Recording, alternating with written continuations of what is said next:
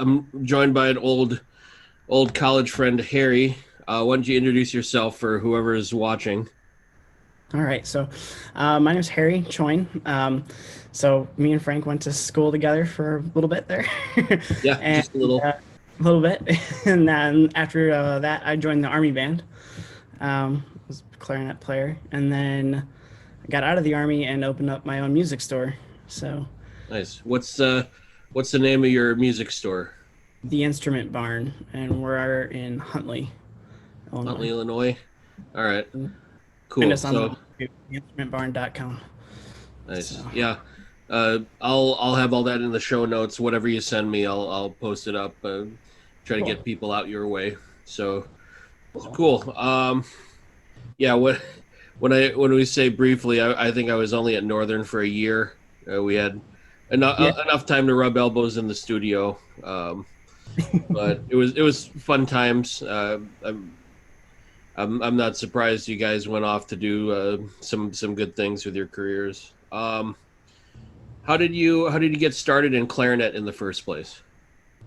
Um, so actually my sister started playing clarinet and I was like, I want to do that.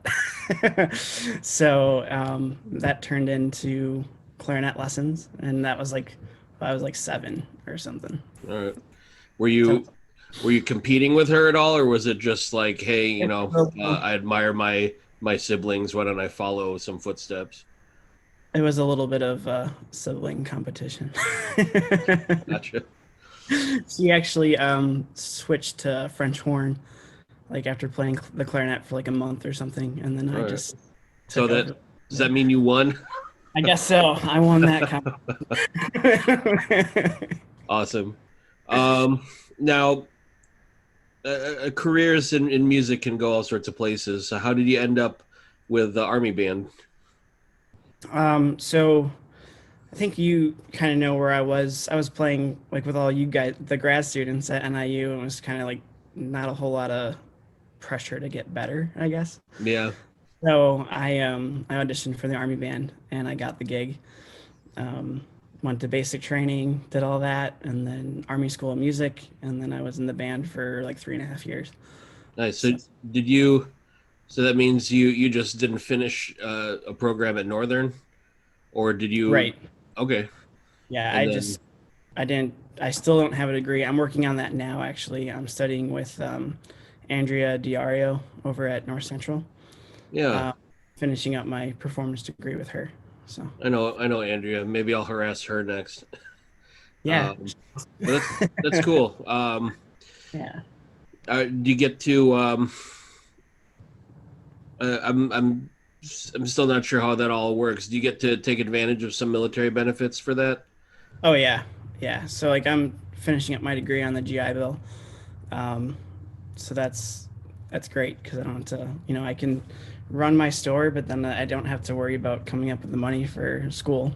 So Yeah, that's a big deal. I've talked to a lot of college professors now doing this show, and the expense of it all can be intimidating for students looking into it. So that's one option, and you didn't have to have a degree in hand to do it. You just right, it's make audition. yeah, So make the audition.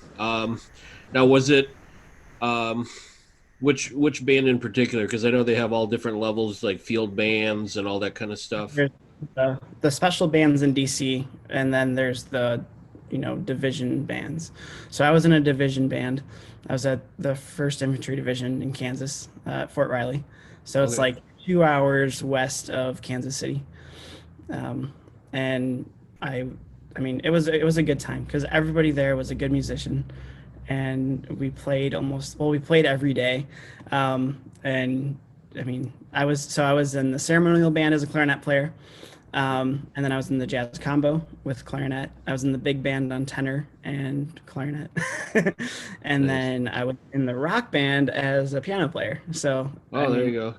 it I don't was, I don't think I even knew your piano side, but yeah. So, um, lots of sounds like lots of opportunity to kind of spread your wings and stretch your muscles as a musician in that environment. yeah, a lot of different styles of music and a lot of learning. Just, So it was a good experience. Yeah, it sounds like a great option for career path. Yeah. Now, is there any particular reason um, you didn't stay on any longer? Just felt like going a different direction. So I probably still would be in if I could. I got medically retired.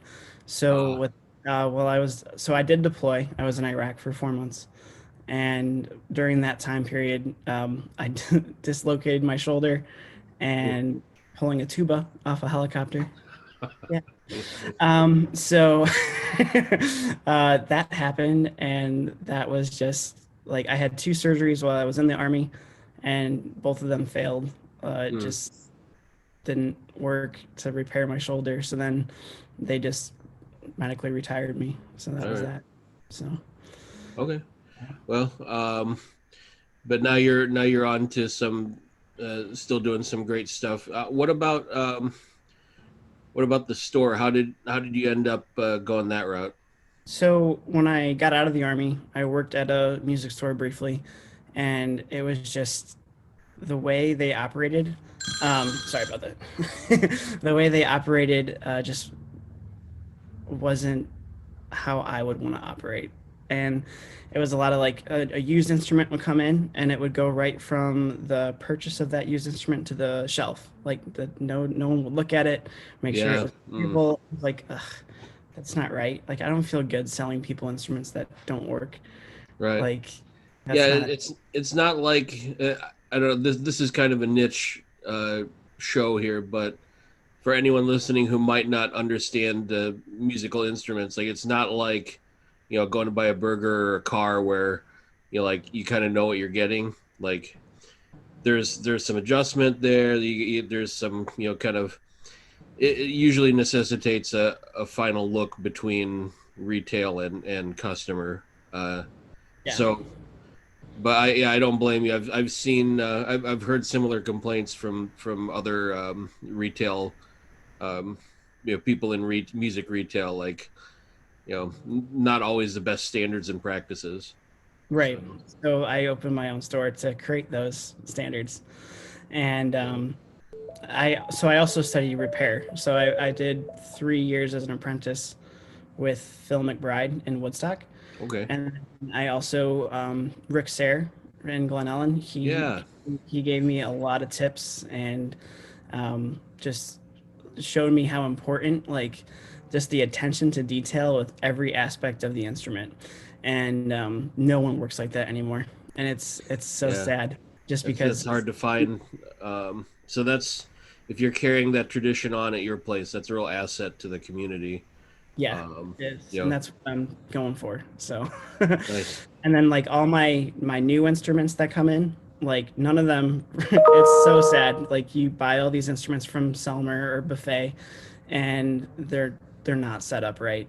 They're Mm, just they don't seal right. They don't. Even brass instruments have issues. So, like learning about how to properly, get an instrument 100% functional the right way, and I set up all my new instruments, used instruments, just everything. So that's nice. what that I like. Everything's perfect. That's my goal.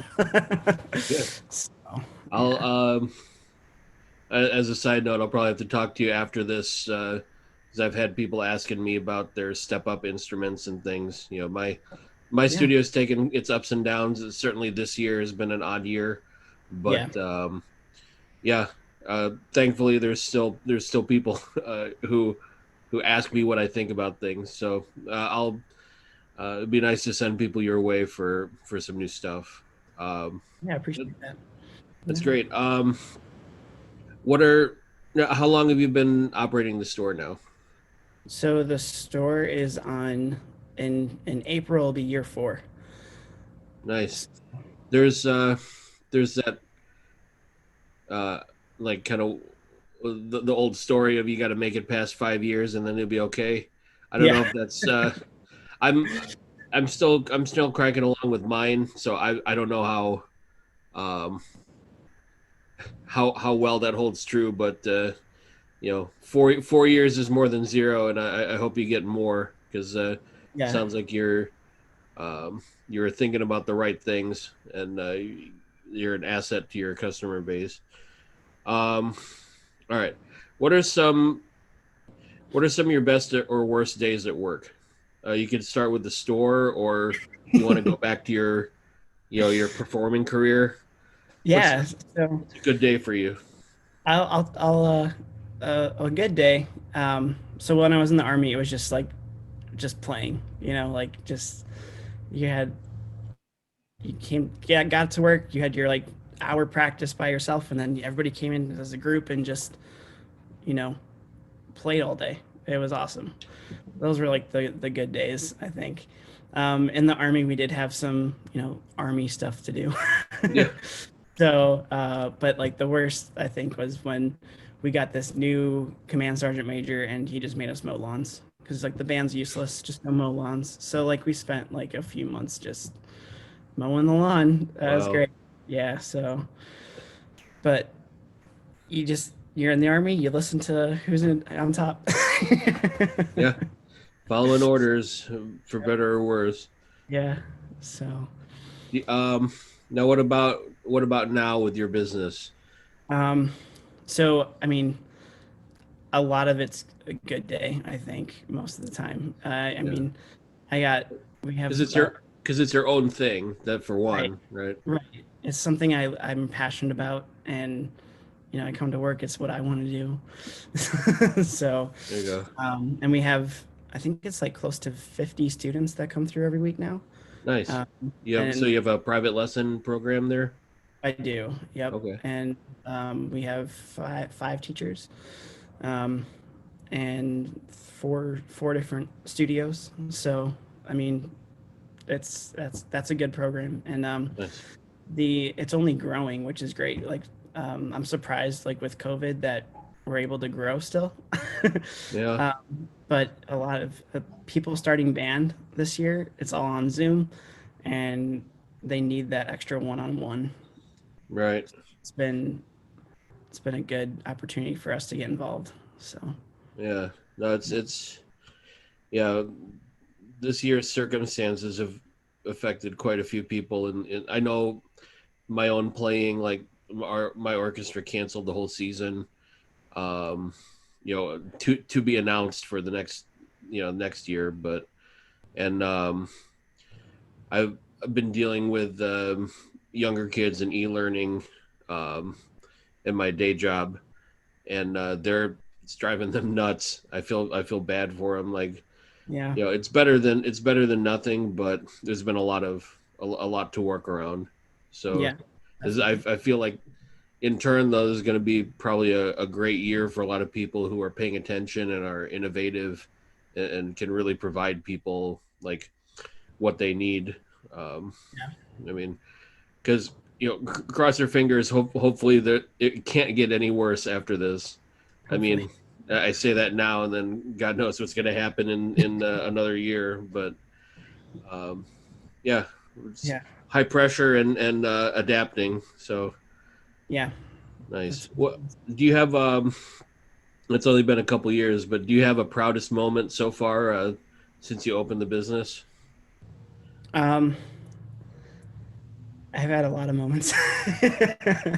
So, Can imagine. to be honest, like I started this with just a goal of like getting better instruments into the hands of, either kids, professionals, whatever, like just something that you don't like, you shouldn't have to buy an instrument and go get it set up somewhere, like you shouldn't have to put more money into it. Yeah. So I just that's my biggest goal there. But like I started out of my just a bedroom in my house, and just like started just like I'm just gonna start small, go for it, right? So did that. Like 3 months later, I had a little storefront in downtown Huntley, and then like a year and a half after that, I moved into the place I'm at now, which is 2,500 square feet, Nice. storefront on a very busy road, like 47 here in Huntley. So I mean, just the progress that I've made in the last 3 years is just I never would have thought that this one idea could go this far, you Yeah. know. So it's That's encouraging to hear, and it's always great to see like you took the chance. You have something that you really believe in, and you're making it happen. So like, I feel like across the board, that's something more people need to do. I mean, certainly in music, I've met a lot of self-defeating musicians. Like, oh well, I didn't win my spot in the Chicago Symphony, so I guess I'll just never play music again, or do Yeah. anything. You're like, There's so many opportunities within music, and it's even if it's not like playing, there's a whole nother side of the music world, you know? right, So whether that's repair, sales, whatever, you know? So yeah. That's good. That's one of the reasons I wanted to talk to you, because I know your career has gone a lot of those directions up to this yeah. point. So, Yeah. um, now we mentioned before we met at Northern. We at one point we were both studying with Dr. Barrett over there. Yeah. Um, his interview was my first one on this channel, so you hear me fumble through it if you want episode one.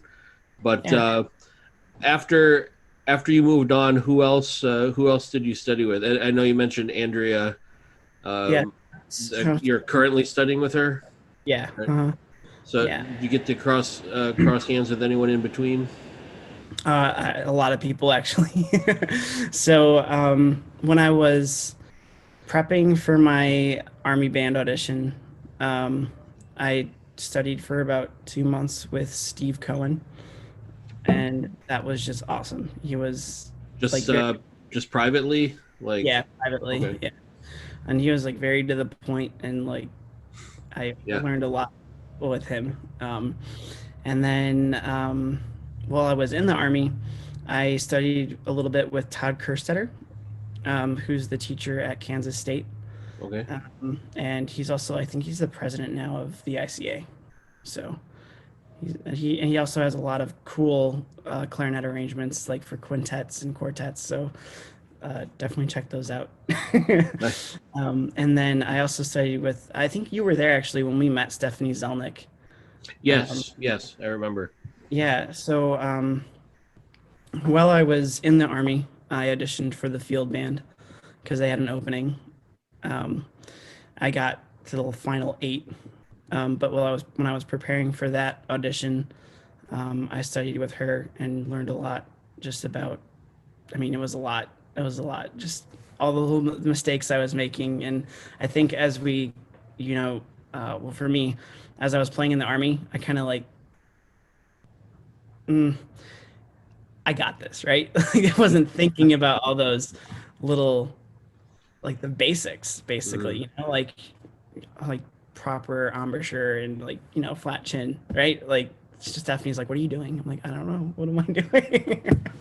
So yeah, she fixed a lot of that and it really stuck with me. So that's great. like uh, That's been a recurring theme. I think when I've talked to everyone about their education experience, like at some point in some way finding your way back to the fundamentals and really working the fundamentals.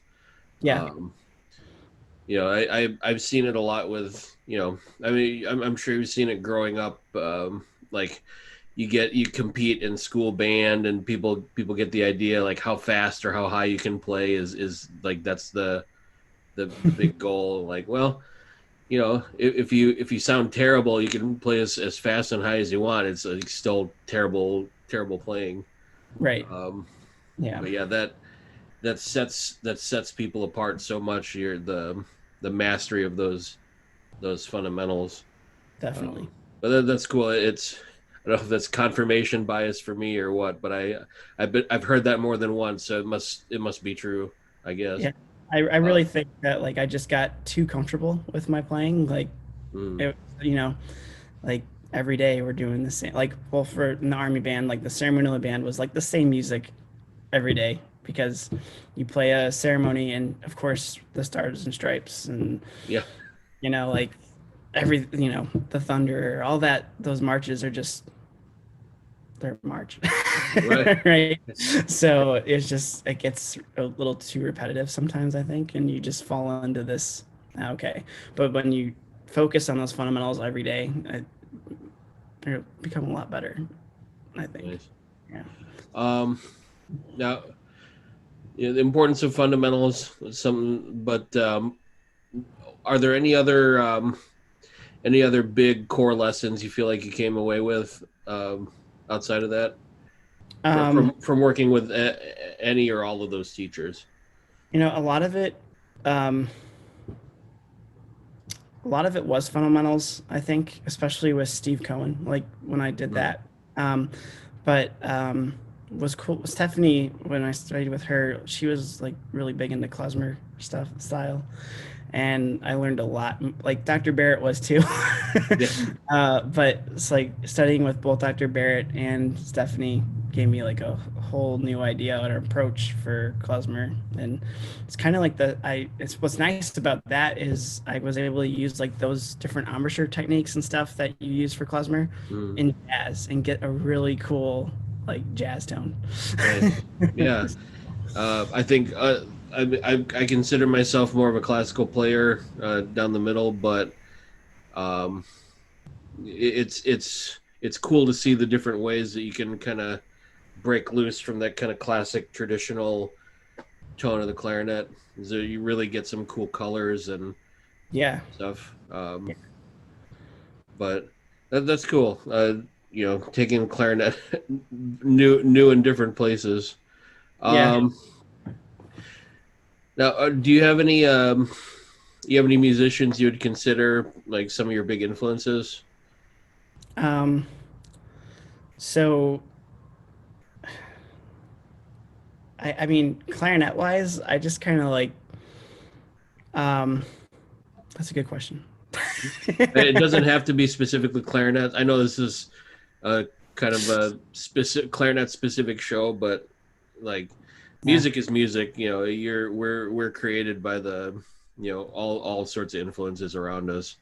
Yeah. Um, So like with jazz and stuff, when I really started to get into that, and the army kind of forced me to do that because, you got to. And um, like I listened to a lot of Benny Goodman. Um, I just love his style, but then also Pete Fountain. Um, oh yeah, like just amazing. And I actually got to meet him the year before he passed away. wow. And, he's just an incredible guy, and Was that down with it was in one of the music. clarinet fests or something? It was, yeah. So, Nice. yeah.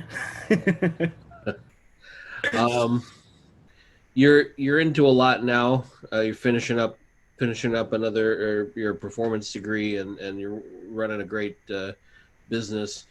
What are some more goals you have down the pipe? Like, what do you want to accomplish in the next few years with either of those things? So I have like 2.5 years left of my degree just because of how I'm taking classes, Mhm. just with running a business and taking classes. So, um, my like goal finish the degree, and I'm trying to add like a piano to that as well because my piano chops are, according to my piano teacher, I should be a performance major, but I Oh, don't. I that's was a like, I nice. don't, that's I kind of wanted to stick with clarinet, but if I can try and minor in that piano or something, or just get a double major, I don't know. We'll see. It's We'll your see, call, because man. I still have the GI Bill to do that all for me, so that's nice. And then with the store, I've just got a lot of goals. Yeah. I I just the biggest one is just getting more students in here, and just being able to help them get better, right? So yeah, that's our goal. We have all these teachers that work with all these kids now, and it's so cool. It's like to bring music to everyone, and then putting recitals together and like different small ensembles and Mm, stuff with all our, because we have this basically a little music school, so yeah. we can do that. So it's pretty awesome. Is there space at your current location that's set up like as a performance space, or do you guys go out off to another venue for stuff like that? Yeah, so my old place, I did a recital, and I had to go somewhere else to do it. Here, there is a little more room, but not Yeah. not enough probably. But with we actually do have a plan for a recital, either the end of this month or the beginning of December, and just doing it on Facebook Live, Okay. having Yeah. one student in the building or two, like one student like in a waiting area and the performer, and just kind of rotating kids in and out through the building like Yeah. that. There you go. So that's going to be an interesting Yeah. No, I mean, I've been seeing a lot of that kind of stuff lately. Just people, because we're musicians or we're artists. We want to perform. We want to present right. our art. So if we can't be in a traditional venue right now, like, and we're already using technology for other stuff, cat videos or whatever, might might as well use it for adapting to our field. So it's that's cool to see. I know I've seen stuff like um, Western. I went to Western for my master's work, and Okay. they've been doing a lot of live streaming concerts and that kind of stuff. Yeah. So that's good. I whenever feel free to shoot me the dates for upcoming events like that, and we can put it up on our social media too. Cool. Um, but now you have hands on with a lot of instruments now. Do you what are you playing on right now, and do you have any other like comments or preferences about equipment in general? Oh, yeah, I can go into Yeah, that. by all means, So, this is your uh, wheelhouse, I think. I am playing on R13 Prestige, um, and I have a Walter Grabner mouthpiece, the K14, and then I just got this ligature, and I think it's like one of the best ligatures I've ever played on. What do you It's got? a brand new Eddie Daniels, Ah, and they are a little crazy price point wise, but they come in carbon fiber and gold, and the gold one just resonates so nicely. yeah. So, and then I have the Icon bell and bell and barrel. And but yeah, I completely stripped down my clarinet, um, and did all rose gold plating on the posts and just all new, but I gotta probably overhaul it again. It's been like 2 years, but well, What what I sorry, for the rose gold, was it just an aesthetic thing, or is there some other cool um, I just wanted it to look cool, so Hey, if you're the one doing the work, you can do what you and want with it. But perfect. Like I use it as obviously my horn. I use it all the time, but I also use it as a display piece. Like, hey, this is something I can do. You nice. know. So like, if you want customizations to your horn, I know how to do it all. So I can do it all. There you go. So yeah. Nice. Now, what for new instruments that you get in, is there some common general issue that you've had to deal with? Um, yes. Let's perhaps for clarinets Right. specifically. Yeah. So a lot of times with clarinet, they're just the upper joint especially isn't sealing 100%, and it's just really just not great craftsmanship when it comes to like just seating a pad. This is the basics, and then also like some of the tone holes aren't perfectly level, and Oh, it's why you're spending all this money on an instrument and it can't even be. So like that all gets taken care of. A lot of the times the vent tube that's underneath your mhm. register key isn't perfectly sealed in, so there's a leak there. Wow. Like it's just Because yeah.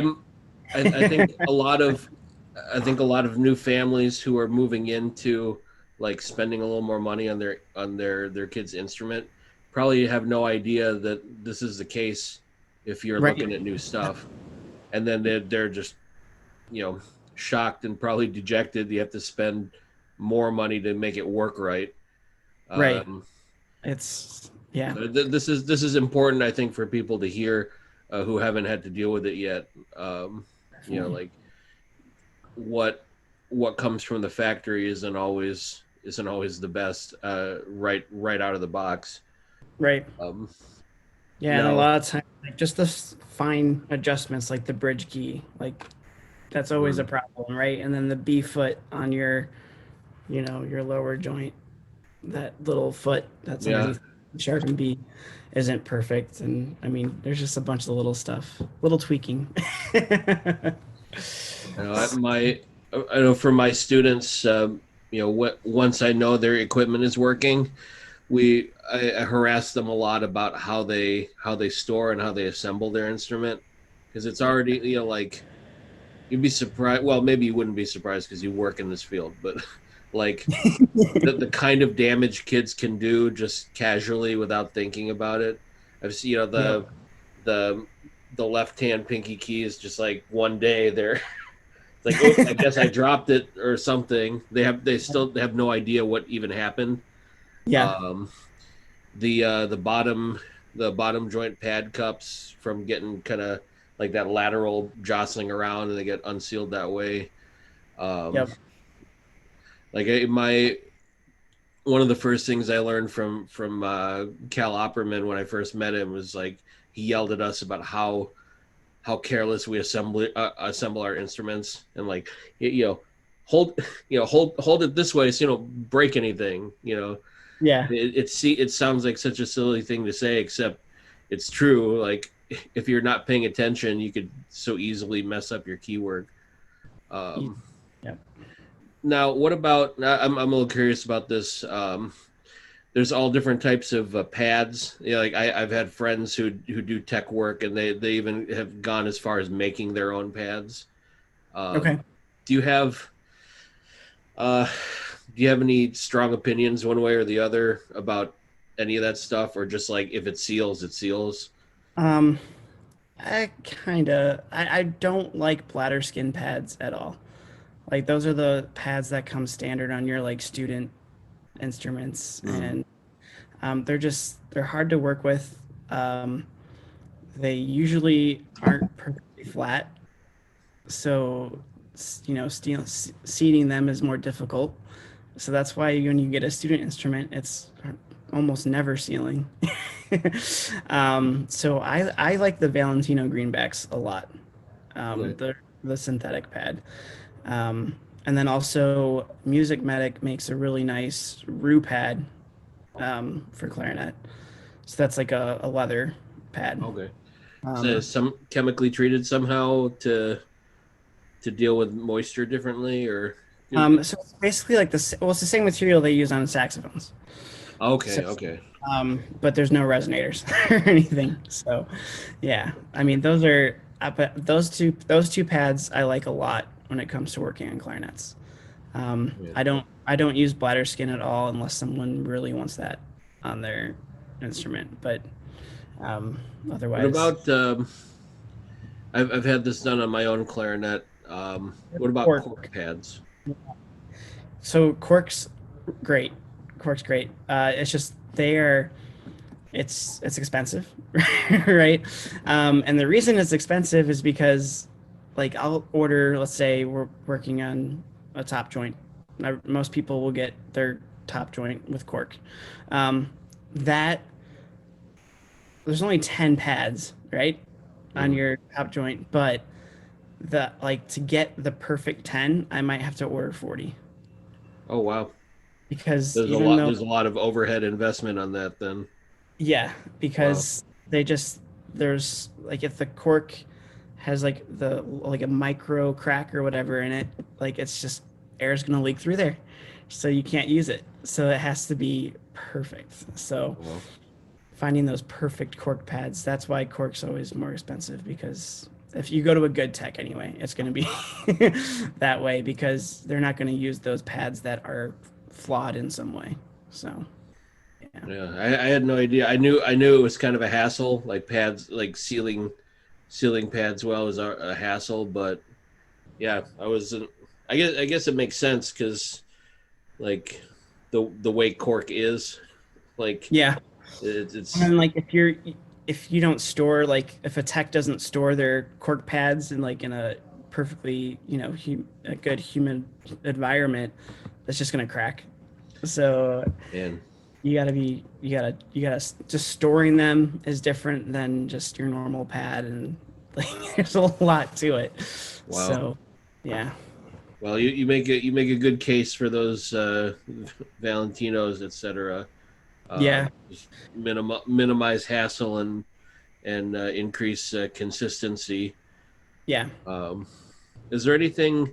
I'm a little detached from the industry lately, but is there anything coming down the pipe like that, like some new technological advancement we can see? Um, Um, because I remember I'm old enough to remember like the first generation of Valentino pads, and they were just weird to me. They yeah. didn't seem like they would seal well at all because it just seemed like a foamy sticker. Right. Um, I think yeah, they definitely improved. Like they used to actually be like the little sticker, like you yeah, just peel it off, yeah. stick it in the pad cup, and poof. But no, they don't do that anymore. There's no Well, you good. actually have to you have to glue in the pads, and then what's nice about them is because they're synthetic and they're a foam. Like if your tone hole isn't perfectly flat, it will adjust to that. Well, this is a little give to. Little give to that tone hole work, which I think was why a lot of manufacturers are starting to switch to those. Like Selmer start well, they developed their own synthetic pad, but Okay. Selmer's using that now. Buffet is starting to go to leather, which is Hmm. nice versus what they were using. So those bladder skins always have issues. I don't know. I would just recommend staying away from them, but that's me. Yeah. Yeah, that makes sense. But as far as back to your question about new stuff, uh, if you guys haven't heard of Royal clarinets yet, that those are awesome. I have them here, and the Firebird is like their high end one. So cool. There's I should go grab it. There's a new vent key on the C and F low F, Mhm. So instead of the traditional vent that's like on like a Tosca or a Legend that's like below the E, right? Yeah. This is in the between your F and E, or your C and B on the Huh. lower side. So and it works really, really well. And then they Nice. also have Royal came out with these adjustable barrels, so you don't have to pull in and out. You just turn the ring, Oh and the wow. barrel is longer or shorter, and they're really, really nice. Like the tone quality that you can produce on those they're good barrels. So Nice. I feel like I've been seeing some of those new barrels coming out from different companies. Is there one of those instruments within reach? I can do some magic editing if you need to run off.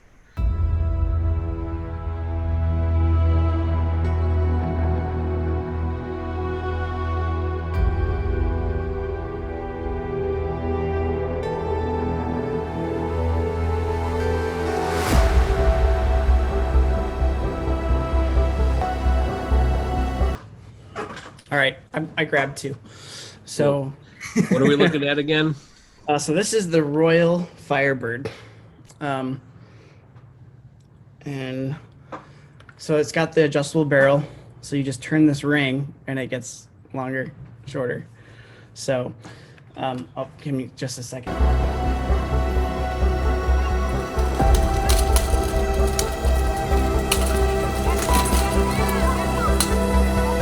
No worries. No worries. So this goes from 64 to 68. This barrel. Wow. So All right. that's pretty awesome. And then that like that what I was talking about is the vent. So this does not look like a traditional clarinet, right? You see three pads here instead of two. So that's where they place the vent versus having down here. So um, it's a really nice clarinet, and just the key work. It feels like it feels like a buffet a little bit, but um, yeah, it's a little nicer, I think. Just it feels really good, and Yeah, that's just out of the box. So what's nice about these is I don't have to do a whole lot of adjusting on these. They're just it's a plus. boom. Yeah. So, and they use the Valentino pads on here. Um, so I mean, yeah. If do you have any questions about it, I can try Yeah, and answer. I mean, it's interesting at first glance. I may have to do a follow up, head out there and harass you on site, and Right. maybe do a play test. Because I have seen the brand name floating around. Hmm. I haven't really taken the time to sit and try them out. Yeah. But if you're, I mean, you work with instruments, and it's it speaks well that you think highly of them. So do they do mouthpieces too, or anything like that? So they, not yet. I don't Okay. know if it's planned to make them or not, but we'll see. But the what's also really cool so this I don't have any right now, but the Classical Limited is their like entry model professional, Hmm. and um, it's 2 grand, and it plays just like an R13, if not better. Wow. And you know, R13s are like 41 plus now, so Yeah. you know, if you're looking for a good first clarinet, like instead of investing in a buffet, try out a Royal. Yeah. No. See, My bad. I realize there's things like inflation and at play and the economies and whatever other stuff, but I mean, from like the last time I bought a new clarinet to now, the price point is nearly double or more for Yeah, so that value, like the the value of what you're getting is going to be a lot more important now because right. I certainly don't make enough to just drop, what would it be like 8 or 9 grand on a set of B flat and A if I needed to buy a new set. Yeah. Like I don't have a good enough gig anywhere to be To- comfortable with that right away. Um, so yeah, that sounds promising. I'll have to play test at some point. But that's cool. Definitely. And you stock them there at Instrument Barn, correct? Yep. Okay, Yep. Yeah. cool. And they can, whoever wants to come in can certainly harass you about it Absolutely. too. Nice. What about yeah, it's maybe a little petty. Like, what about the um, case and any doodads that come with it? Does it come with any Oh, doodads? it comes with the just a well the classical limiteds come with a Clark Phobes debut mouthpiece, which is Okay. just like that entry level mouthpiece. Um, but the cases are actually really nice. They're like a little leather. Um, The little attaché type. yeah. Hmm. So those are nice. It comes with two. The classical limiteds come with 2 barrels, 66 and a 65. The Are they the adjustable one, no. So the adjustable ones are just 1 barrel. It's okay? adjustable. But the other ones that don't come with the adjustable barrel have 2 barrels. So All that's right. nice. They also do um, for like E11 equivalent, I would say, um, is the Rossi Academy clarinet. Okay. So if you're familiar with the brand Rossi, they make like those are things that are really really nice, but they're very expensive, right? But the Yuan, I guess, is the owner of Royal. He has a deal with Rossi to make these entry level clarinets. So they're really really nice. Same, they're like I would, yeah, definitely. I mean, all these play out of the box way better than any buffet. So that's that's where I'm at with that. Buffet has that name, but that's about all they got going for them right now, I think. Yeah. that's too bad. Big- I mean, to carry the gold standard for years and then just to leverage your name and then drop Yeah, quality. I mean, and I wish it weren't as I wish I didn't hear that as frequently as I do, but like that's even been my own personal experience. Like some of the newer buffet stuff has clearly had a lot more issues with it.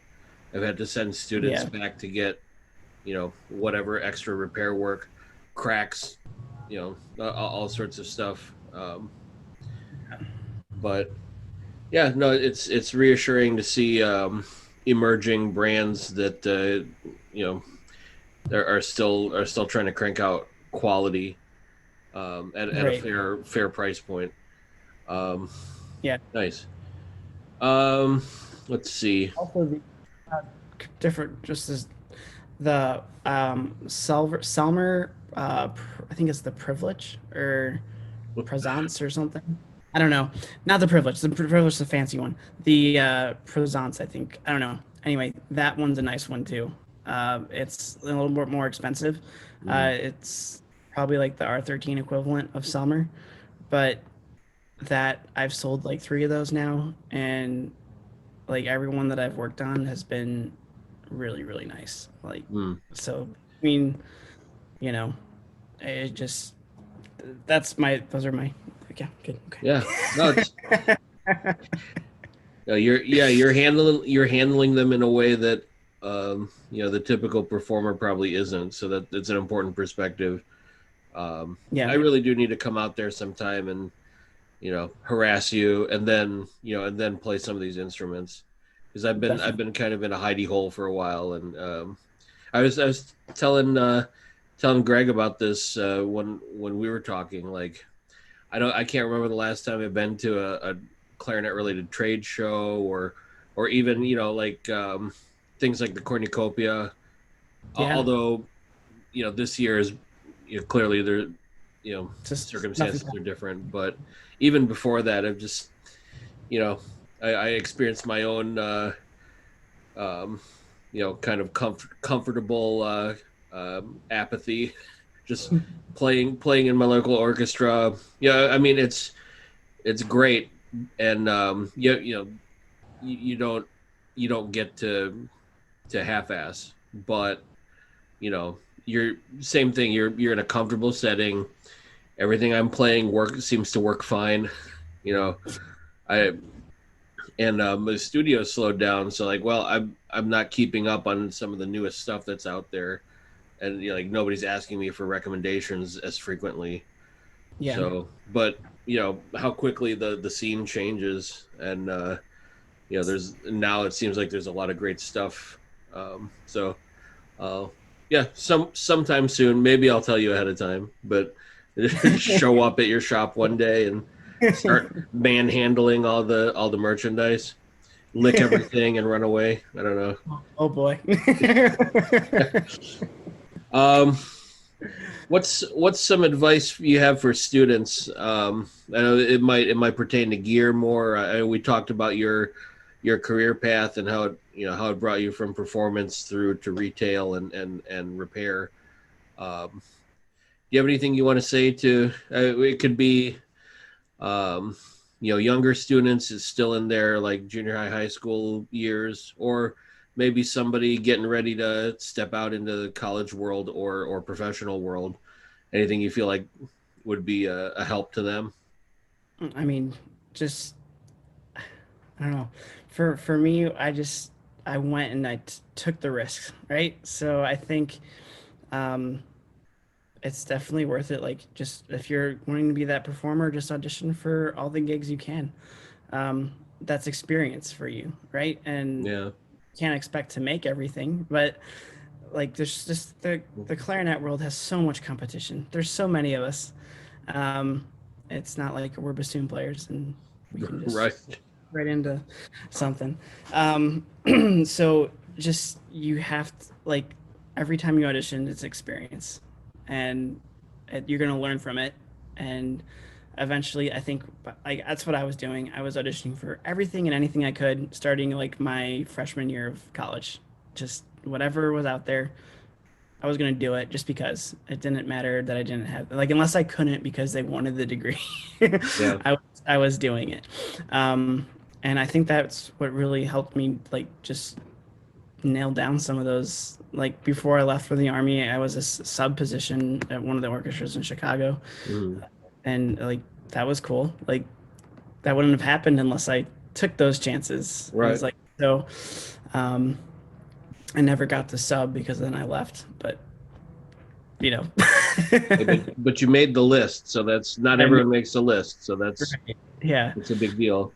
So I think just start the sooner you start auditioning, I think the better off you're going to be. So, Nice. and even for like those high school students, IMEA, like there's no reason you shouldn't be doing an IMEA audition.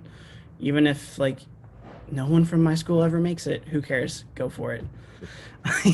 Yeah, that Yeah. it's interesting you put it that way too, because I've talked to so many people who like will literally build their own obstacles to get in their own way. Yeah. Like like who cares if nobody from your school made it? Maybe you'll be the one from your school to make it, or You know, so like a lot of times, like band teachers will say freshmen never make it. yeah. Uh, How discouraging, and yeah. why would you do that to your student? My like one of my clarinet students here just made it as a freshman. Yeah, So it's possible. Don't, right. you know, you got to go Yeah, for it. why make your own obstacles? Why make your own limits? Like just I agree wholeheartedly. You go out there, you take your risks. Man, for my business partner and I, for on my martial arts school and the other stuff I'm Yeah. into, we've made endless mistakes, Yeah. um, and often costly mistakes. But uh, you keep going, you find your way around it. It's stuff that we're determined to do, and you get your setbacks and move forward. I mean, that's life. I think beyond the beyond the audition, like learning to deal with adversity and still pursue your desires with the or despite the discomfort. You Right. know, that's I love hearing that from people. And I keep harassing people about that, but that's great. Um, you're clearly involved in a lot, but is there anything else that you do other than clarinet and running a business? Well, in my little free time that I have, um, I do uh, have my classic cars. So Oh, I I like, feel like I've seen that online. yeah, yeah. Because So I have, you're out there, aren't you out by like Volo and stuff? They got all that kind of uh, scene. that's like an hour from here still. Oh, okay, I So lose track. yeah, You no, know it's we're in the stereotypical Chicago suburbs. Everything like an hour away is just corn. And, yeah. but I know I've seen you with some of that stuff online before. Yeah, Are you reconditioning cars yourself, or are you just kind of like around that scene and enjoy it? I just enjoy it, and like when something goes wrong on it, I'm the one fixing it. Like it's There you go. they're my they're my cars. I do all the work. So yeah, That makes sense for somebody uh, to be into I think that and be into like right. instrument tech, like hands-on stuff seems to make sense. I think that's really But what got me like I think I could do repair because I was always working on cars, and I was like, what's I mean, it's yeah, a time. nothing's gonna explode in your face if you mess up a clarinet. There is that. But like timing an engine, like that's super detailed, and like same thing with like repadding a clarinet. Like you gotta all the fine little points. So there's a lot of similarities. Yeah, Yeah. yeah, that's another good point too. I feel like people need to think more laterally about what they're into and see where else it can lead them. Right. Um, but cool. What are some?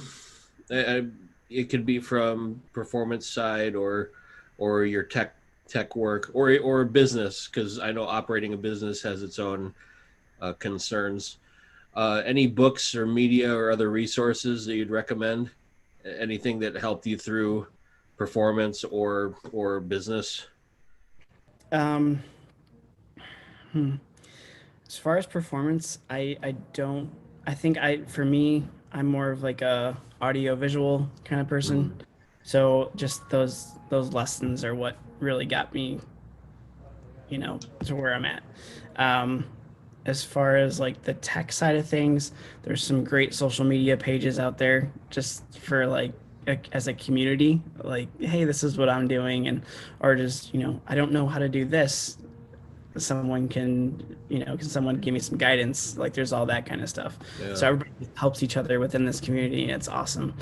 Um, so there's stuff like that. I think for like anything, well, there's a couple clarinet pages out there too. Like as performers, like you can, I mean, if you're up for the criticism from others, you can post a video of yourself out there, and people will give you some good feedback. Yeah, you gotta take it with a grain of salt, I think. But Yeah.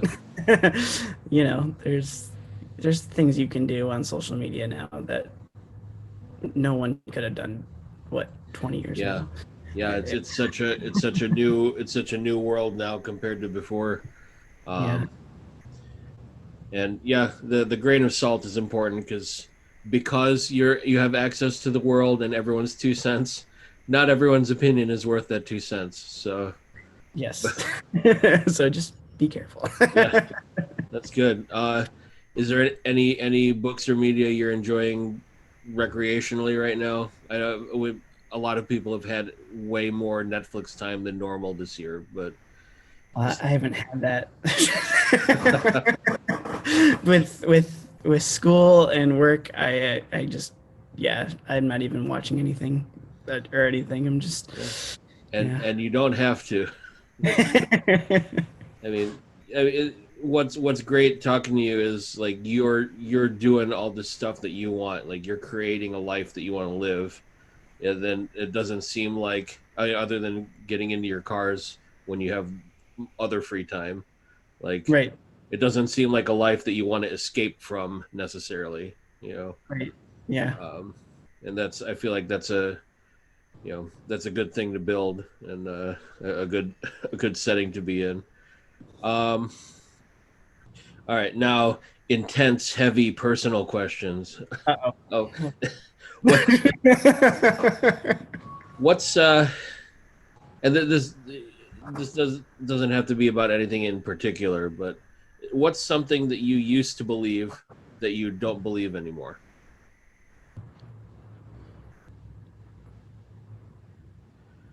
Hmm. I so like growing up and everything, you just like thought this is I'm making this related to the business, but uh, like a lot of us just think we can go buy that instrument and it'll be perfect, right? And honestly, like even when I was in the army, I thought that was the case, like Mm, because I mean that's what I've been doing since just bought an instrument, and right? and then a couple months later, oh, maybe it needs a little work, right?